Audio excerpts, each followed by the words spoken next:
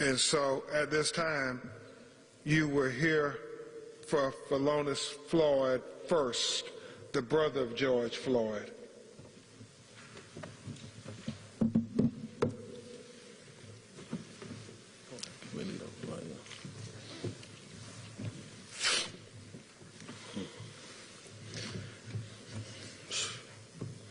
Thank y'all so much. While I'm relieved that the settlement has been taken care of, I'd like to thank the Minnesota, I'd like to thank our legal team for standing with us throughout all times, especially Ben. Ben has been here with us for so long, throughout the times that I needed to speak with him at night about my brother, about different things. So I thank the state of Minnesota for getting this settlement taken care of. But even though my brother is not here, he's here with me in my heart.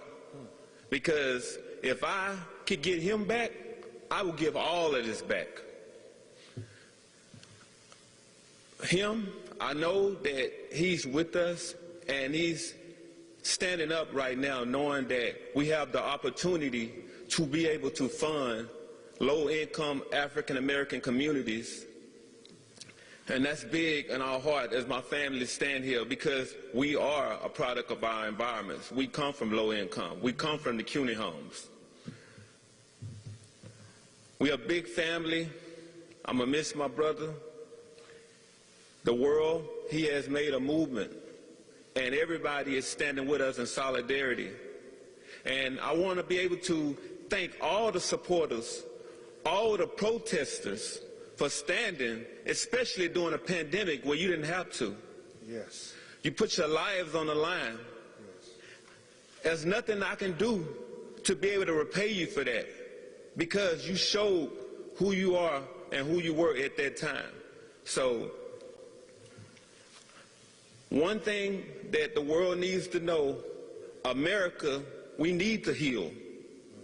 This nation needs healing. Our family needs healing.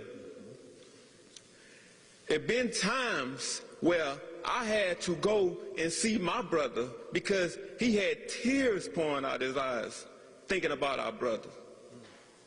So everybody around this world who have marched with us, on the front line or on the couch, it doesn't matter. Your heart was in a good place, and I like to thank everyone for that. Thank you all so much. May George live in power.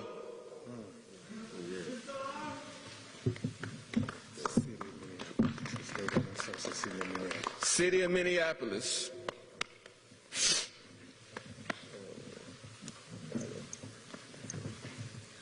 Thank you, Philonise, for those heartfelt words. Now you will hear from Rodney Floyd, George's baby brother. You know, we would like to thank the state of Minneapolis, the protesters that's been here since day one, and love to thank the mayor of Fry. We'd like to thank the councilmen and women of Minnesota for passing this judgment. But this is a small, big step in the George Floyd legacy. And thank you all very much for supporting us. And we're going to uphold his legacy, speaking his name, and thank you guys for everything.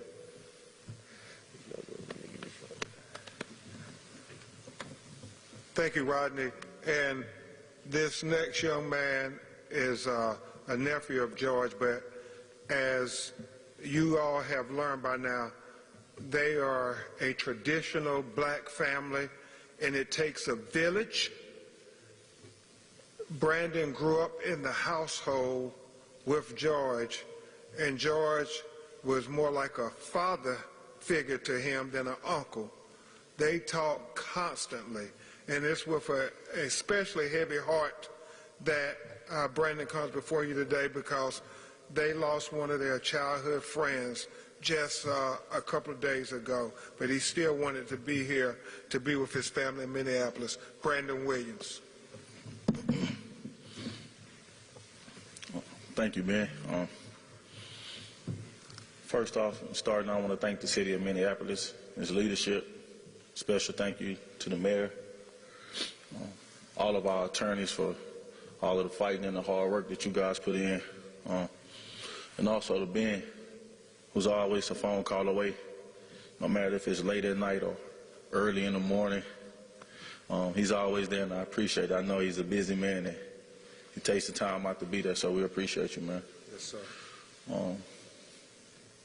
While today the settlement made history, I think that George made history 10 months ago. We all had, to witness that excruciating video, and it's painful and hurtful. But today, it's a huge step in the healing process. When I say healing, it's not just the pain that our family feels. Hopefully it's a healing. It's healing in the way that policing is carried on. I think that in those kind of encounters, a lot of times, being a black man or a black woman in America, you fear encounters with police. They're supposed to protect and serve. I feel that had the officer de-escalated the situation, we're not here during this press conference. George is still alive. I think that I speak for myself and my family when I say that we give the settlement back gladly to have George still here with us. No amount of money can cure this pain, this heartache. No amount of money, can bring him back to be here for his children, to make memories and watch them grow.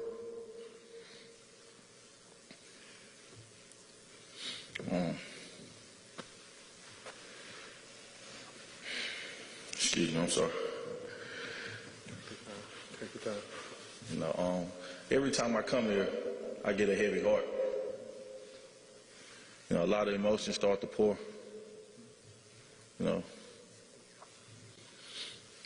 That's all I have. Thank you. Thank you, Brandon. Councilwoman, Council President, and Mr. Mayor, we have to stand up for Florence, if y'all don't mind standing up. I think it's important, that we just take a moment. You heard this family pour out their heart, and they did so in a real way, because even though this is a moment to be celebrated, still every day they wake up and they think about George and the manner he was taken. That's something that we can never give them the justice they want, because the justice would be for George to be here. So all we're trying to do is hold people accountable. And so I'm grateful that the city is committed to making sure there's accountability and trying to prevent another family from going through what George went through. I know Attorney Stewart talked about, you think you have policy where it won't happen again. But we got to really commit, America, that this won't happen again. Not like this. We cannot. Mayor Fry, I just had to say a word after seeing the emotion from these family members. Mayor Fry. Thank you, Mr. Crump, and thank you to the family for those incredibly powerful words. I'd like to thank our City Council and have Council President Bender up. Thank you, Council Vice President Jenkins and Council Member Ellison as well. And I'll note that, in fact, the vote today was a unanimous one. Council President. Thank you for your leadership. Thank you. Thank you, Mayor, and thank you to the family in particular for the power and emotion we're seeing today. I'm Lisa Bender. I'm the president of the Minneapolis City Council. And we did today as the Minneapolis City Council unanimously approve this $27 million settlement in the civil lawsuit filed by George Perry Floyd's family against the city of Minneapolis. On behalf of the entire City Council, I want to offer my deepest condolences to the family of George Floyd. We know that no amount of money can ever address the intense pain and trauma caused by his death for George Floyd's family and to so many people in our community who are grieving. Minneapolis has been fundamentally changed by this time of racial reckoning. Yes. The Minneapolis City Council is united in working together with our community, with George Floyd's family, to bring about a more equitable future for our city.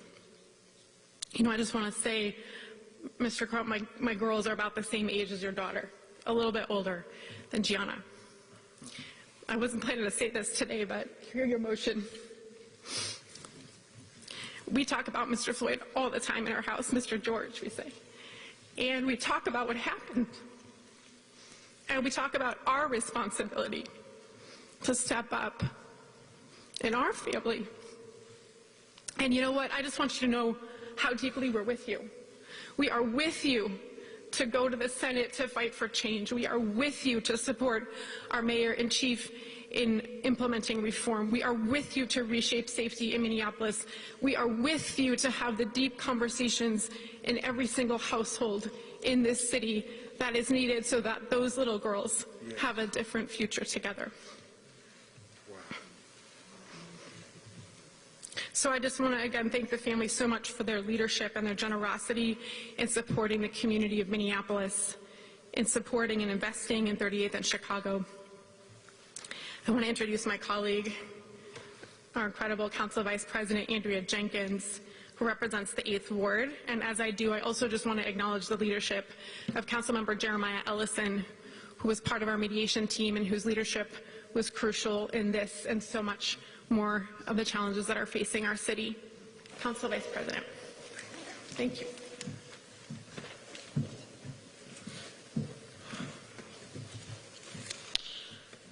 Thank you, President Bender, and all of you that are standing here on stage with me today as we make this historic announcement. My name is Andrea Jenkins. I'm the Vice President of the Minneapolis City Council, and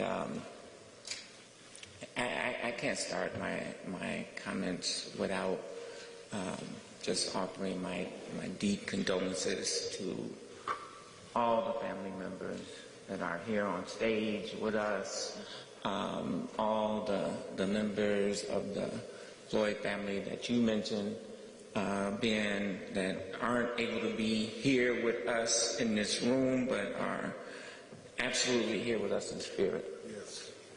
And, you know, George Floyd's life mattered.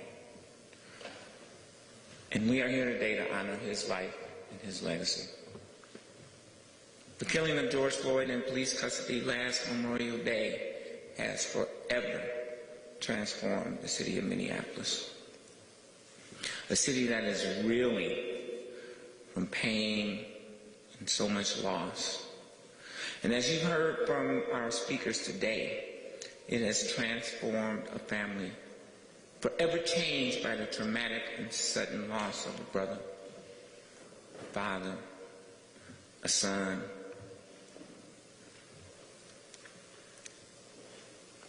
I know firsthand about that trauma and pain of losing a loved one while in the custody of the police.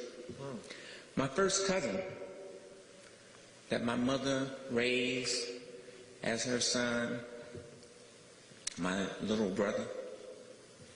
You know, you said this is a traditional black family. I come up from a traditional black family too. Yes, ma'am. And we always take care of our own, right? And so, just like, was it Rodney? That was Brandon? that was in the household. That's how my little brother was. He was a part of our family. And his name, you know, this was before hashtags, Ben. He didn't have a hashtag. We tried to get a lawyer to help us out. Nobody would take the case. He had drugs. He swallowed those drugs in police custody, and he died. Nobody would take his case. Too many families, too many black and brown mothers and sisters and cousins and brothers know the same pain that your family is feeling. Yes. And it must stop. It has to stop. And hopefully this action today, as Chris said, there will be 27 million reasons for it to stop. Floyd's death sparked a racial reckoning around this nation and around the world. A reckoning felt deeply here in Minneapolis, at Ground Zero, 2 blocks from where I live. I look out my window, I see a big portrait of George Floyd every day.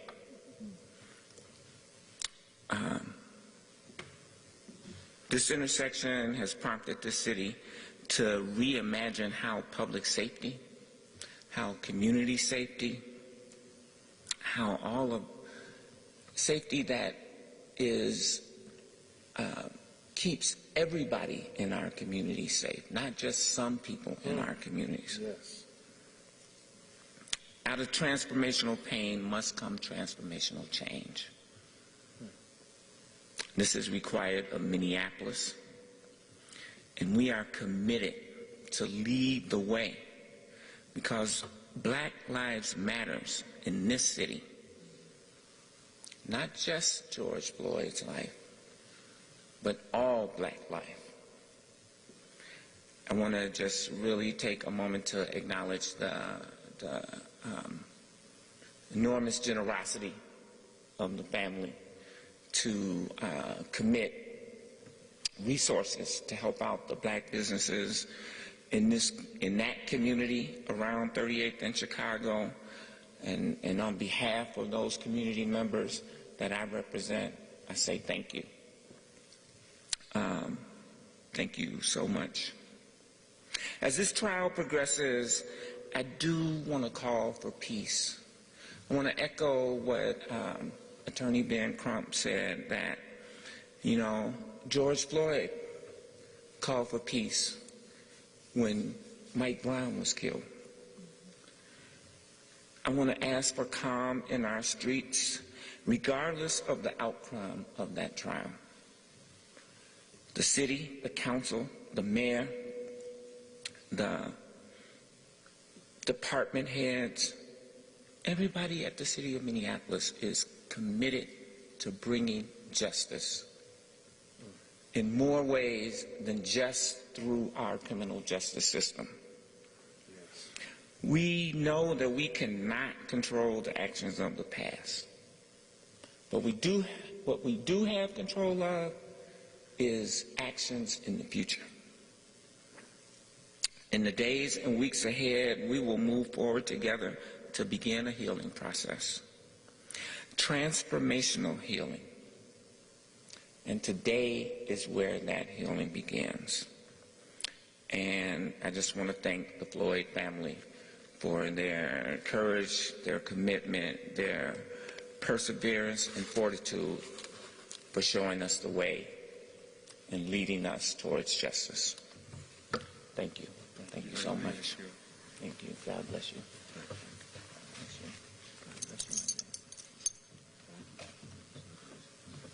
You know, Council President Bender said something. I asked her and Phalonis and Mayor Fry and just to step up for a second, if you would, because you do want to, Chris, give an example to those in the United States Senate that we're better than this, and that there are more things that bring us together than to separate us. So if we could just join hands for a second. This is about George. This is about George Floyd and the betterment of America. Together, we are an example not only for Minneapolis, but for the United States of America. And hopefully, the United States Senate can come together like the leadership and the family came together, Vice President Jenkins, and we can give President Biden a bill that would be respectful of bearing George Floyd's name in the George Floyd Justice and Policing Act. This vision go to the United States Senate to say that we're better than this, America,